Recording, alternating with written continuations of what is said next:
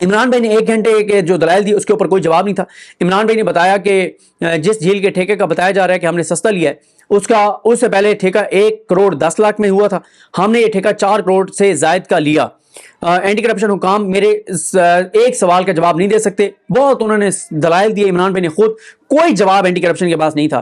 اظہر صدیق صاحب نے کہا کہ اینٹی کرپشن حکام کی گرفتاری آئین اور قانون کے برعکس ہے, اور انہوں نے کہا کہ عمران ریاض کو کوئی نوٹس نہیں دیا گیا. سپریم کورٹ کی ججمنٹس موجود ہیں کہ بغیر نوٹس کے گرفتار نہیں کیا جا سکتا. عمران بھائی نے کہا کہ میرے گھر آئے, میں نے خود گرفتاری دی, میں نے انہیں کہا کہ میرے گھر میں داخل نہیں ہونا, انہوں نے مجھے گاڑی میں بٹھا کر پھر میرے گھر میں داخل ہوئے. 15 منٹ تک یہ میرے گھر کی تلاشی لیتے رہے. پھر اس کے بعد عدالت کو بتایا گیا کہ جس انکوائری میں عمران ریاض خان صاحب کو گرفتار کیا گیا, اس انکوائری میں آخری مرتبہ 2022 میں عمران ریاض خان صاحب کو بلایا گیا تھا, انہیں طلب کیا گیا تھا, وہ گئے تھے. اس کے بعد کبھی یہ انکوائری آگے نہیں بڑھی, مگر کل رات کو اچانک بغیر نوٹس کے آئے اور گرفتار کر کے لے گئے. اظہر صدیق صاحب نے کہا کہ عمران ریاض خان کو جو سمن ہے وہ FIA نے کیا, بلایا, اور گرفتاری اینٹی کرپشن والوں نے آ کر ڈال دی اور وہ آ کر گرفتار کر کے لے گئے. عمران ریاض خان اور ان کے والد کے پاس بتایا جائے کہ کون سا سرکاری عہدہ تھا جس پر انہیں اینٹی کرپشن نے گرفتار کیا. یہ اظہر صدیق صاحب نے بڑی زبردست وہاں پر بات کی. انہوں نے کیا کہا, انہوں نے کہا جاتی عمرہ کیوں نہیں جاتے, وہاں جائیں اینٹی کرپشن, وہاں ان کے پاؤں چلتے ہیں, اس مرتبہ میں ان کو نہیں چھوڑوں گا. انہوں نے کہا کہ بہت ہو چکی, اب برداشت سے باہر ہو چکی ہیں چیزیں.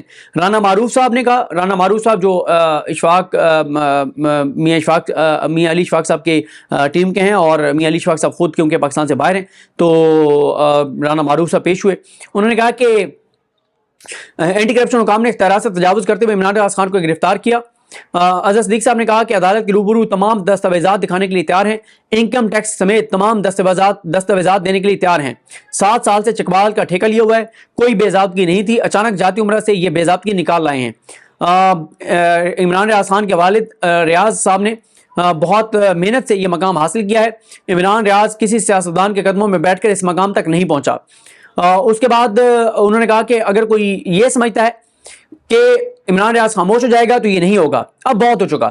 میں نے پرویز مشرف کو رہا کروایا تھا, مجھے یہ نام دیا گیا کہ میرے گھر پر پیٹرول بموں سے حملہ کیا گیا, اظہر صدیق صاحب نے کہا.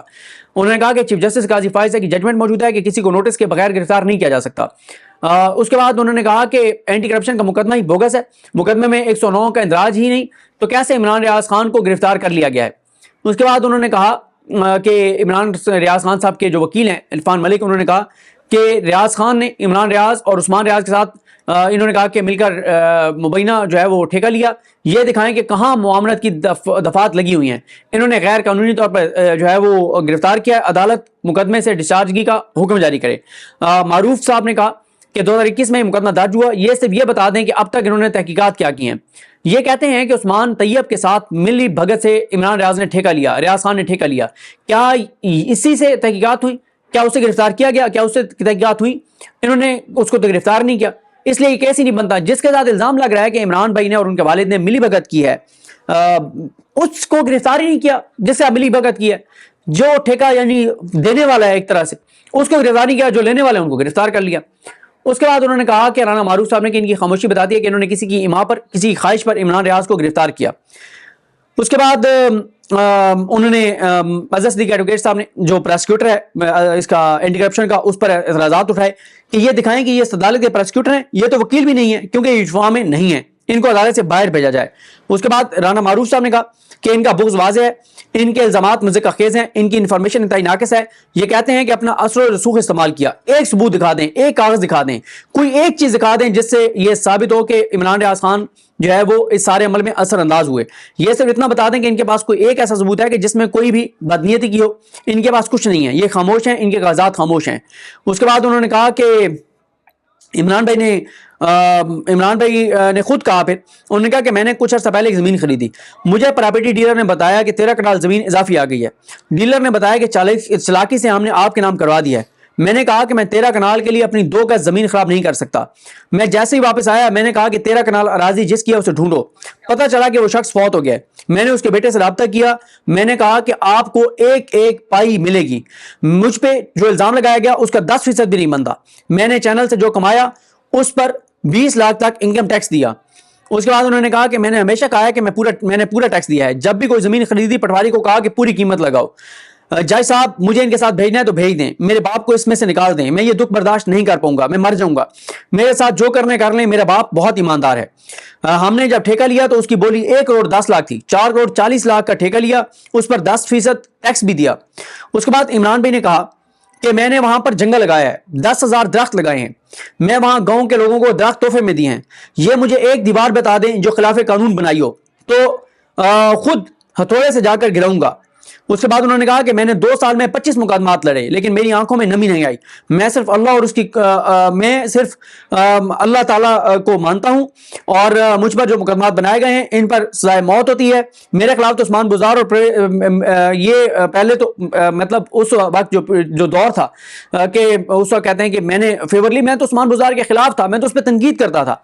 اور اس کے بعد انہوں نے کہا کہ میرا ملک ہے, میرے ادارے ہیں, کوئی بات نہیں, لیکن میں مافیا کے سامنے سرنڈر نہیں کروں گا, میں اپنے پیٹ سے کپڑے نہیں اٹھاؤں گا, میرے ساتھ جو انہوں نے کیا ہے کبھی نہیں بتاؤں گا, میں اپنوں کے ساتھ کیا لڑائی کروں, میں نے اس مافیا کے خلاف, میں مافیا سے لڑ رہا ہوں, میں مافیا کے خلاف آخری حد تک جاؤں گا, میں پیچھے نہیں ہوں گا. میں نے کہا تھا کہ مجھے مار دو, میرا خمیر ہی ایسا ہے, میری قربانی ہی دے دیں, میرے باپ پر الزام نہ لگائیں.